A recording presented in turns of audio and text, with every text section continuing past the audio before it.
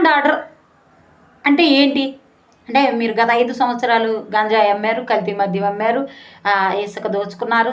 Traffic నిబంధనలకి ఉల్లంఘిస్తూ 10 tyre లారీలతో, ఉదాహరణకు మా గుడివాడలోనే మా గురువుగారు శివుడి రథం పేరుతో 10 టైర్ లారీలన్నిటిని వేసుకుని రోజుకు ఒక 60-70 లారీలు ఇసుక మట్టి తోలుతూ ఉండేవాడు ట్రాఫిక్ నిబంధనలకు విరుద్ధంగా. అయినా సరే పోలీసులు చోద్యం చూస్తూ ఉన్నారు. మీరు కల్తీ మద్యం అమ్మినా, గంజాయి అమ్మినా, లేకపోతే ఎవరి మీద దాడి చేసినా, ఎవరిని ఇష్టానుసారంగా బూతులు తిట్టినా గత 5 ఏళ్ళు ఎలా పోలీసులు చోద్యం చూశారో అదేవిధంగా ఇప్పుడు కూడా చోద్యం చూస్తూ ఉంటే లా అండ్ ఆర్డర్ కంట్రోల్లో ఉన్నట్ట. లేదు, తప్పు చేసిన వాళ్ళని ఎప్పటికప్పుడు అరెస్ట్ చేస్తే అది లా అండ్ ఆర్డర్ కంట్రోల్లో లేదు.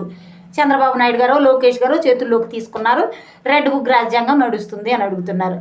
గత 5 ఏళ్ళు పోలీసులు చోద్యం చూశారు మీరు చేసిన అక్రమాలకి, అరాచకాలకి. ఇప్పుడే కదా పోలీసులకి స్వేచ్ఛ వచ్చింది. ఇప్పుడే కదా వాళ్ళ సంఖ్యలు తెంచుకుని తప్పు చేసిన వాటిని నడివీధిలో ఈడ్చి తన్నుకుంటూ వెళ్తున్నారు. తప్పు చేసిన వాటిని వెంటనే అరెస్టు చేస్తున్నారు.